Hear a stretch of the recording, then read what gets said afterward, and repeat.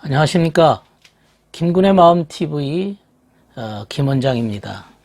야곱이 에서와 만나고 상봉하고 그 다음에 이제 가나안 땅 세겜 성읍에 들어갔습니다. 그리고 그 성읍의 앞에서 장막을 쳤다. 여기 장막을 쳤습니다. 세겜성에 이제 드디어 들어온 거죠. 세겜성에 들어왔습니다. 근데 야곱이 밧단 아람에서부터 가나안 땅 세겜 성읍에 이르렀다 그러거든요. 밧단 아람에서 세겜성에 왔다. 이제 어떤 가나안 땅에 왔지만은 뭔가 이제 새로운 진전이 있었던 거죠. 새로운 변화가 있었던 겁니다. 새로운 믿음을 가지고 이제 진리에 이르렀다 이렇게 말할 수가 있습니다. 인간은 끊임없이 변화를 하거든요. 지역을 옮긴다고 하는 것은 고대에서는 변화를 의미하고 있는 겁니다. 뭔가 진전을 의미했거나 어떤 변화를 의미하고 있는 거죠. 그래서 세겜의 아버지 하몰의 아들들의 손으로부터 밭을 샀다. 하몰의 아들들로부터 밭을 샀다. 이게 밭이라고 하는 게 이제 성경의 영적인 의미로 이 밭이라고 하는 게 또 마음의 밭이고 그거거든요. 그런데 여기 나오는 이제 세겜의 아버지 하몰의 아들들로부터 밭을 샀다라고 하는 것은 그들이 어떤 사람들이었는가 하면 가나안에 이제 살고 있는 그들은 야곱이 가지고 있는 아브라함, 이삭, 야곱의 신앙의 어떤 줄기보다도 고대 신앙의 어떤 줄기를 의미하고 있습니다. 좀 다른 줄기라고 말할 수 있어요. 그래서 그들도 이제 어떤 선한 면이 있지만은 다른 줄기입니다. 어쨌든 여기서 제단을 쌓습니다. 제단을 쌓았다 이 말은 제단이라는 것은 예배죠. 예배를 쌓고 그리고는 여기를 엘렐로헤 이스라엘이라 그렇게 불렀습니다. 엘렐로헤 이스라엘이라 그렇게 불렀거든요. 이게 뭔 말일까? 엘이라고 하는 게 이제 하나님을 의미하죠. 엘렐로헤 이스라엘. 이스라엘은 지금 야곱 아닙니까? 야곱의 이름이 이스라엘이에요. 그러니까 엘렐로헤 이스라엘의 하나님이다. 그러니까 내가 이스라엘인데 나의 하나님이라. 하나님은 나 이스라엘의 하나님이야. 이렇게 이름을 불렀습니다. 그래서 야곱이 가나안 땅에 이제 무사히 돌아온 것에 대해서 너무 감격해서 기뻐서 기념해서 세겜 근처에 세운 제단의 이름이 엘렐로헤 이스라엘이라. 창세기 33장 20절의 말씀입니다.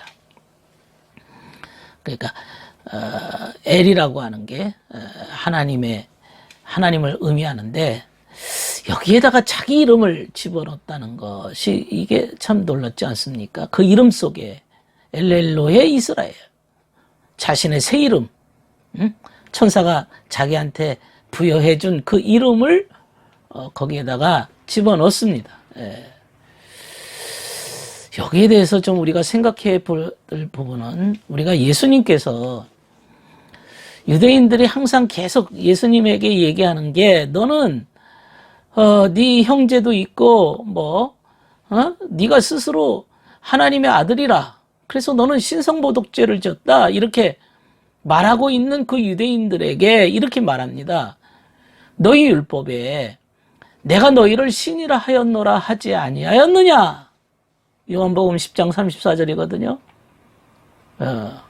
주님은 말씀하시는 거예요. 성경에는 하나님의 말씀을 받는 모든 사람들을 모두 신이라 불렀다. 하나님의 말씀은 깨지지 않는데 아버지께서 나를 거룩하게 하셔서 세상에 보내셨고 너희는 내가 하나님의 아들이라고 한 말 때문에 신을 모독했다고 하느냐? 주님께서는 이 말씀을 하시는 겁니다. 하나님의 말씀을 받은 자들이 신이라 이렇게 불린다면 하나님이 신성하게 하시고 거룩하게 하셔서 세상에 보낸 자신을 하나님의 아들이라고 불렀다고 그게 신성모독했다고 볼 수 없다. 이런 얘기죠. 이런 얘기입니다. 이 하나님의 아들,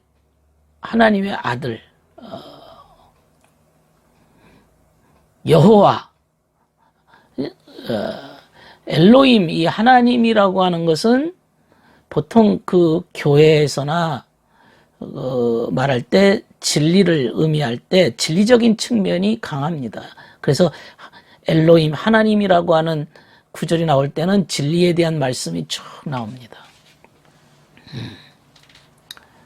그래서 주님으로부터 신성한 진리를 받았기 때문에 우리들은 나는 신이라, 너희는 신이라 불리움을 받을 수가 있다. 하나님의 말씀을 받은 자다.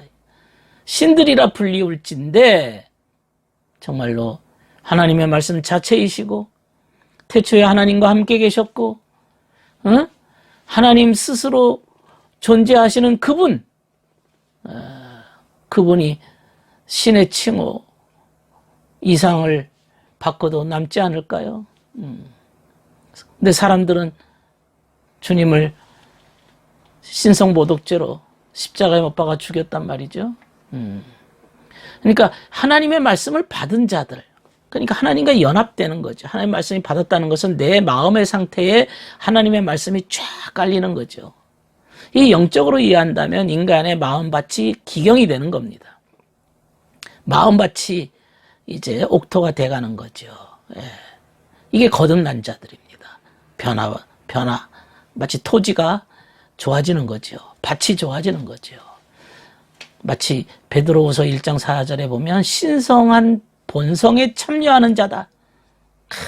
신성에 참여한 자예요. 예, 신성에 참여한 자다. 아버지께서 나를 신성하게 하시고 세상에 보내신 그분은 영원한 말씀이고 거룩하신 분이고 아버지에게서 태어나신 분입니다. 그럴진데 말이죠.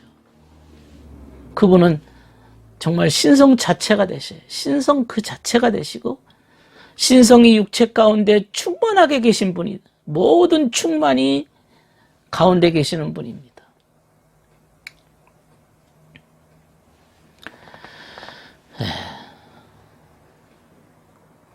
우리가 주님을 하나님의 아들이라 이렇게 부를 때 하나님의 아들이다. 저분은 하나님의 아들이라 부를 때에는 사람의 몸을 입고 오셨잖아요. 하나님이 사람의 몸을 입고 오셨기 때문에 사람이란 말이죠. 겉보기에도 사람이고 완전한 사람이시죠. 이 말은 인성이란 말이에요. 인성.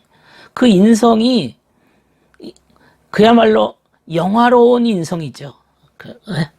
인간의 모습을 갖고 계시지만은 하나님의 아들로서의 인간이죠. 아버지로부터 오신 아들이죠. 아버지로부터 오신 아들이죠. 그러니까 주님의 인성을 보통 하나님의 아들이라 이렇게 표현을 하는 겁니다. 야곱이 이제 지금 엘렐로의 이스라엘, 자신의 이름을 거기에다가 엘렐로의 이스라엘이라, 하나님은 이스라엘의 하나님이라 그렇게 말한 것처럼 우리도 역시 야곱처럼 내 이름을 그 가운데 넣어서 엘렐로의 아무개 이렇게 부를 수 있습니까? 이제 야곱이가 이제 가나안에 들어와서 여기서 이제 신앙에 이제 변화가 생기는 겁니다. 그리고 나의 하나님, 이렇게 자기 이름을 거기에다 집어넣었다고 하는 것은 놀라운 확신과 놀라운 일입니다. 이만큼 야곱이 성숙했다는 거죠. 우리는 그렇게 집어넣기가 아직도 부족합니다. 감히 못합니다. 아직도 죄 많은 인간, 더러운 인간이 어찌 그 속에 내 이름을 집어넣겠습니까? 주님께서는 우리를 날마다 변화시키기를 원하십니다. 이 세겜에서 이제 이러한 신앙적인 영적인 변화가 있었지만 여기서 또 사건이 터집니다. 그것은 야곱의 딸 디나가 세겜에서 강간을 당해요. 이런 사건이 이제 터짐으로써 여기서 이제 어떻게 보면 이 디나라고 하는 뜻은 선한 마음이 갖는 믿음의 애착이거든요. 그러니까 교회죠, 교회.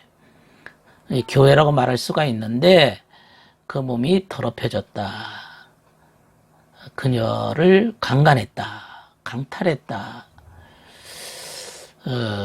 이것에 대해서 이제 그 형제들이 어떻게 처신하는지. 예. 그러니까 여기서 강제라고 하는 표현이 나오는데 이 디나가 이제 그만큼 하몰의 아들들이 보기에 좋았던 모양이죠. 그러나 그들과 결합할 수가 없다는 거죠. 아까 말한 대로 그 하몰의 아들들, 그 세겜 족장의 그 계보라고 하는 것이, 영적 계보라고 하는 것이 그들에게 내 딸을 줄 수 있는 그 신앙의 계보가 아닌 거죠. 고대 신앙의 계보죠. 줄 수가 없어요. 예.